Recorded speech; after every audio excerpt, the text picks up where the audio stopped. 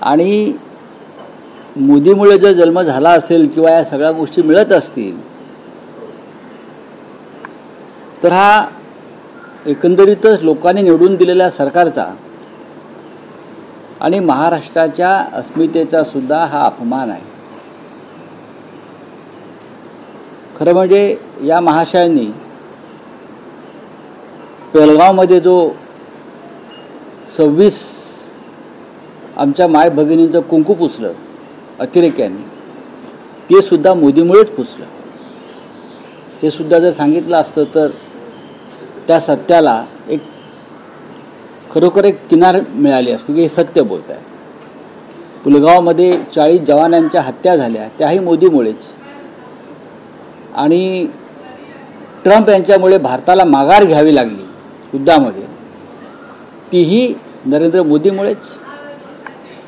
मुंबईसारख्या शहरातली मोक्याचे भूखंड हे अडाणीला दिले जात आहेत मराठी माणसाच्या घशातून काढून, तेही मोदीमुळेच। काल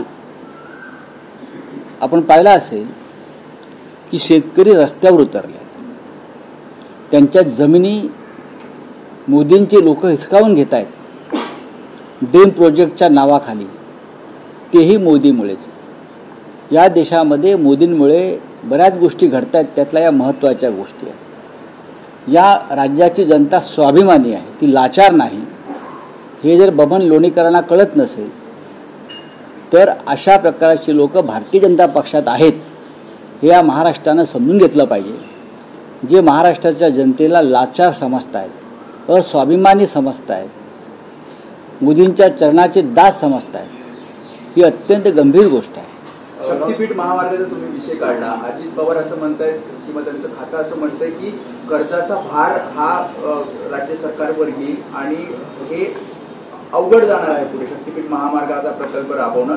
9.32 लाख कोटी रुपयांचा कर्ज आहे, भार आहे राज्यावरती आपल्या। मग अशा सरकारचे आपण अर्थमंत्री आहात, अशा राज्याचे, हे लक्षात घेतलं पाहिजे। आणि आपण कॅबिनेटमध्ये अशा प्रकल्पांना, राजकीय प्रकल्पांना किंवा ठेकेदारांना मदत होईल फक्त, आणि ठेकेदारांच्या माध्यमातून भाजपा किंवा संबंधित खात्याच्या मंत्र्याला मदत होईल राजकारणात, अशा प्रकल्पांना अर्थमंत्र्यांनी विरोध केला पाहिजे।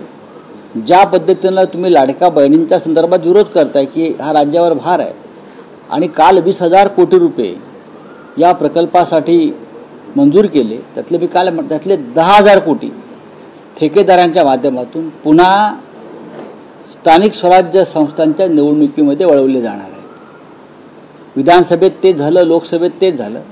हे जे प्रकल्प नवीन नवीन काढले जातात ते ठेकेदारांसाठी काढले जातात, आपले लाडके ठेकेदार, आणि त्या ठेकेदारांच्या माध्यमातून किमान 50% पैसे दलाली ही सरकारच्या लोकांकडे येते।